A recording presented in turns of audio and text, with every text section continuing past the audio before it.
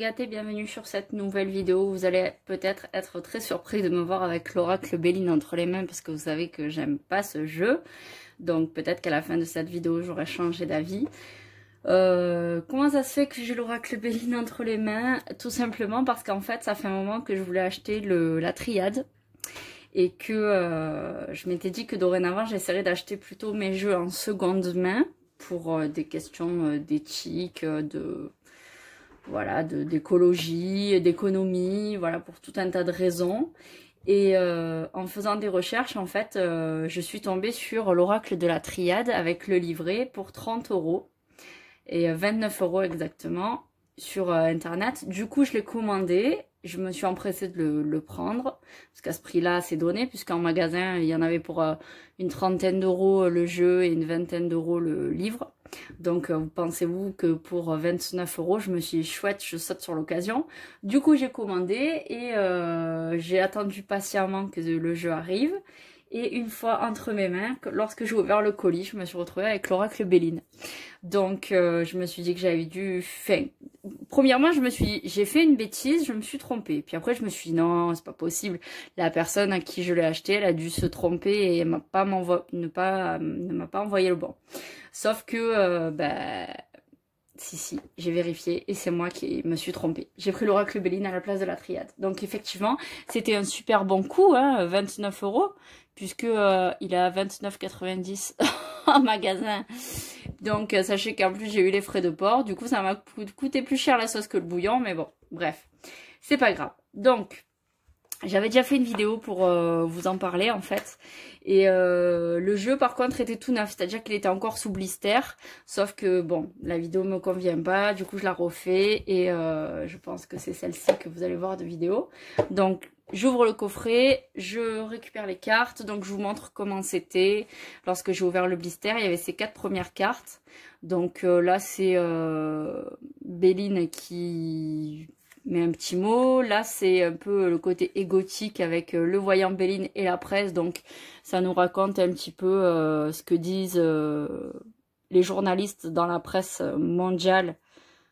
Voilà, c'est la presse française parce que c'est le Figaro, patati patata, du jeu, donc bon, ça c'est vraiment le truc pour se rassurer, rassurer les gens. Et après on a cette carte bleue, alors sur le coup je comprenais pas trop ce que c'est, mais en fait elle sert à rien. Béline lui-même propose de pas l'utiliser et d'en faire une carte joker au cas où on perdrait une carte. Bon, j'espère pas.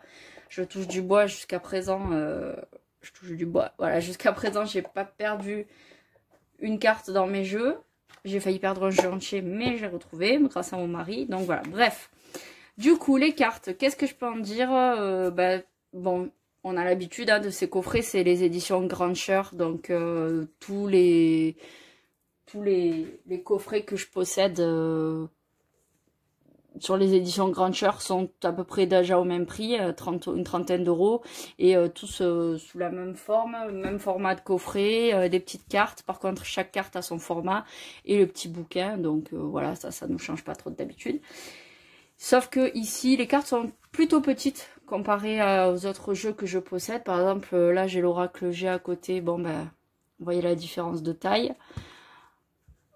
L'épaisseur aussi. Là j'ai quoi? J'ai le manuscrit, pareil, on a une différence significative de taille, d'épaisseur de carte, hein. Franchement c'est les plus fines que j'ai, je pense, dans les éditions Grancher. Voilà, ça c'est une carte du tarot persan. Donc voilà, on n'a vraiment pas du tout le même format, mais ça c'est un choix de Béline, je pense, d'avoir des petites cartes. Et l'avantage, c'est que du coup, elles se prennent super bien en main. Hein. Elles glissent très bien. Alors ça, par contre, c'est un vrai plaisir. Les cartes glissent vraiment super bien. Elles sont, du coup, qu'elles sont fines comme ça, elles sont faciles à mélanger. Enfin, moi qui mélange de cette façon-là. Après, si vous brassez à la main comme ça, là, comme je vous dis, elles glissent bien. Donc vraiment, ça, c'est vraiment un plaisir. Vraiment génial. Ça, c'est, je reconnais, le top du top. Après, les dessins en eux-mêmes, alors je vais passer la main de ce côté, c'est comme j'aime, c'est assez criant, voilà, c'est assez parlant. On a le petit nom de la carte, donc ici Union, Union effectivement, vous voyez, si j'avais pas eu le nom, j'aurais pas peut-être pas appeler ça union, mais effectivement, il y a les deux cœurs unis dans un même brasier. Ici, on a les numéros des cartes, donc j'espère que vous voyez bien. Ici, c'est la 27. Et ici, on a la maison astrale, je crois. On va regarder après dans le livre. J'ai pas vraiment regardé, en fait. J'avais ouvert juste le coffret pour faire la première vidéo, mais en fait, j'ai pas essayé de faire de tirage ni rien. Donc voilà, donc le nom de la carte, le petit dessin. Ici, on a le retard avec la roue. Ouais, effectivement, c'est bien d'avoir le nom des cartes parce que, par exemple, ici, j'aurais plutôt trouvé la roue. J'aurais pas dit le retard, quoi. Mais peut-être plutôt l'avancement, justement. Le fait qu'il y ait comme de l'eau dessus. Je sais pas trop. Bref, donc voilà. Il va falloir les apprivoiser, le départ avec les oiseaux. Bon, après, c'est des dessins très basiques, hein, un peu comme dans l'oracle de G ou le manuscrit, où ça fait vraiment, on voit que c'est pas des dessinateurs professionnels qui les ont fait. Hein. C'est des personnes lambda qui, avec leur cœur, ont dessiné ce qu'ils ressentaient et en ont créé des oracles et des tarots, quoi. C'est très très bien, hein, franchement, c'est pas du tout une critique, au contraire. Mais ça permet d'ailleurs d'avoir des dessins simples et faciles à appréhender lorsqu'on va tirer les cartes. Donc voilà, alors ça c'était pour vous montrer un petit peu les cartes. D'ailleurs la face arrière, du coup le côté pile est super beau je trouve. Très très joli, doré. Bon après vous savez que moi j'ai un certain amour pour les tranches dorées, là c'est pas le cas, elles sont simples. Mais bon, voilà, après pour 30 €, on peut pas non plus avoir des trucs fou. Et après on a le petit livre, donc l'oracle Béline, on nous raconte la vie de l'oracle Béline, la fameuse carte bleue. Alors on a la destinée, l'étoile de l'homme, l'étoile de la femme. Ça ce sont 3 cartes qui n'ont pas de maison apparemment. Et qui ont une interprétation très très simple. Très peu de fioritures. On a une petite page explicative et puis basta. Et ensuite on rentre dans les cartes avec des maisons. Donc ici on a le soleil qui contient 6 cartes. Donc dans ces 6 cartes on a par exemple la nativité. Donc là déjà c'est un peu plus complet, d'accord. Les 3 premières cartes est assez succinct, c'est un peu plus complet puisque du coup on a les mots-clés, donc la symbolique, les mots-clés, l'interprétation générale, l'état d'esprit, le domaine affectif, professionnel, matériel, spirituel, la santé. J'espère que vous y voyez bien, je vais peut-être vous mettre un peu plus de lumière. Hop. Et puis qu'est-ce qu'on a d'autre? Et on a divers, donc voilà, on a quand même de quoi travailler. La réussite, etc. Donc on sait que dans le soleil, ce sera représenté toujours par cet écusson avec ce rond et ce point. Ensuite, on change de maison. On a... Hop, hop. Bon, on est toujours là. Oui, c'est jusqu'à la 10 incluse. Après, on a la lune. Donc là, on change d'écusson. On a la lune. Donc ce sera facile à retenir. Je découvre vraiment en même temps que vous, hein, pour... ceux qui ne connaissent pas ce jeu, je découvre en même temps que vous. Ici, on a Mercure, donc qui sera représenté par un taureau. On a la maison de Vénus, qui sera représentée par le signe de la femme. Ensuite, on a la maison de Mars, par le sigle de l'homme. Bon, ça sera vraiment simple à retenir. Enfin, moi, je trouve, hein, après... les Jupiter, donc là c'était cette espèce de 4 qui représente Jupiter. Ça me fait pas penser à un signe du zodiaque en particulier. On a, je pense, la dernière maison, non, 52. Saturne, donc là c'est l'espèce de H. Et oui, je pense qu'on a fini. Et ensuite, donc, à la fin, on a les méthodes de tirage avec la tendance de la journée. Donc, c'est le tirage à une seule carte. Et là, c'est très, très facile. Alors là, on peut pas faire plus simple. Même, je pense que si on voulait les apprendre par cœur, ce serait même très bien. Pas besoin de ressortir le livre. Vous tirez une seule carte et en fonction de son numéro. Donc, du coup, les 3 premières, vous allez les sortir du jeu, de ce que je vois. Puisqu'on commence à la 4. Et vous allez simplement lire sa définition pour la journée, quoi. Alors là, c'est... vraiment d'une facilité. On peut même le faire de suite, voir un petit peu la tendance de ma journée. Bon, ma journée est bien entamée, je vous fais cette vidéo, ça doit être presque 3 heures de l'après-midi. On va voir un peu ce qui sort, mais par exemple aujourd'hui je dois amener en fin d'après-midi ma fameuse minette noire et blanche qui est souvent sur les vidéos ou sur mon Instagram. Je dois l'amener au vétérinaire parce qu'elle s'est assez grièvement blessée à une patte, elle peut plus du tout la poser, ça lui fait un genre d'abcès. Donc voilà, je sais que ma journée est bien entamée et on va voir ce que les cartes nous disent par rapport à ça. Je vais encore mélanger un coup. Si jamais il sort une des 3 premières cartes, je la compterai pas, je la sortirai du jeu, je retirerai. Donc je vais couper. Bon, je pense que ça n'a pas trop d'utilité de regarder la coupe.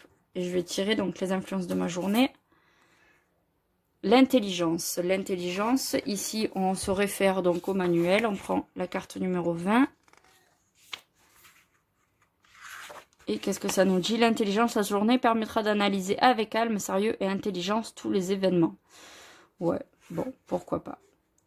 Peut-être que j'aurai besoin d'intelligence au vétérinaire, chez le vétérinaire, pardon, pour voir un petit peu ce qu'on fait pour ma minette. Mais bon, c'est pas moi qui vais décider, c'est pas moi qui ai fait 10 ans d'études. Pour apprendre à soigner les animaux. Bref. Ensuite, on a le tirage en croix. Donc là, 4 cartes, ça vous savez aussi, je pense, faire. Hein. C'est un tirage basique avec tous les oracles, tous les tarots.